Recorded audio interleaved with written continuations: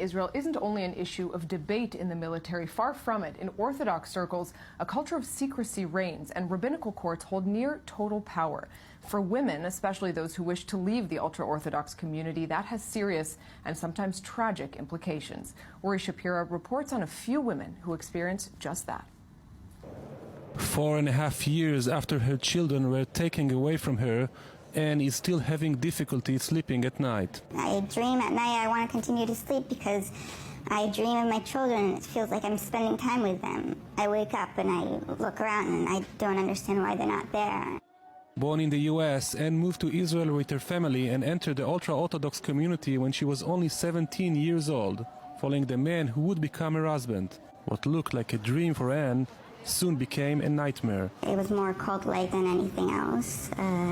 We were told exactly like when to have sex, what to wear, what to eat. Everything is dictated to you. One of my children also encountered a pedophile.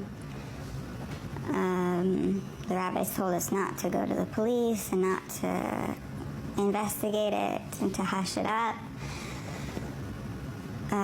Something that I regret immensely.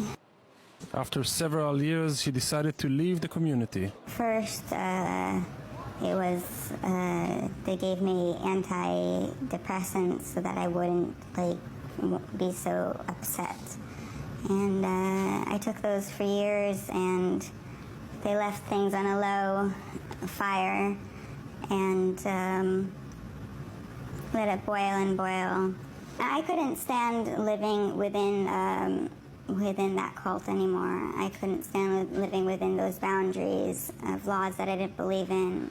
One day I had a very strong breakdown, and I went to my grandmother's house, and the minute I did so, he filed for a restraining order that I can't come and see the kids.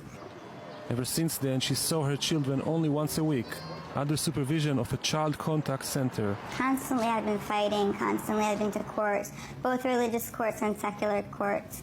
The secular court didn't have jurisdiction over my case with my children because they had me sign in the rabbinical court in order to get a get that the jurisdiction of the custody battle would only be in the religious courts.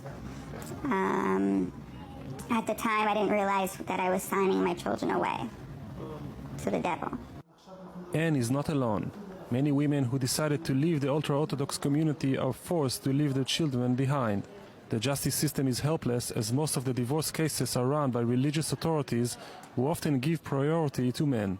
Yair Haas, executive director of Hillel, an organization which helps former ultra-Orthodox Jews who are taking their first steps in the secular society, explains. In Israel, 95% of the cases are discussed in a rabbinical court.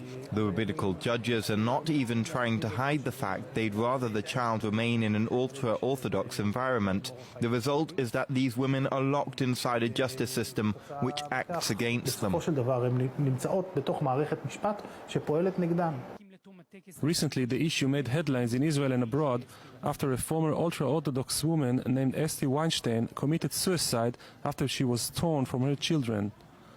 Tehila Elzas, a volunteer at Hillel who worked together with Weinstein, says the writing was not on the wall. We couldn't see anything from what she was going through. She was making long-term plans. Anne did not know Esti in person, but she surely emphasizes with her story. From her new apartment in Tel Aviv, she continues her struggle. Her journey may be over, but it is not yet completed.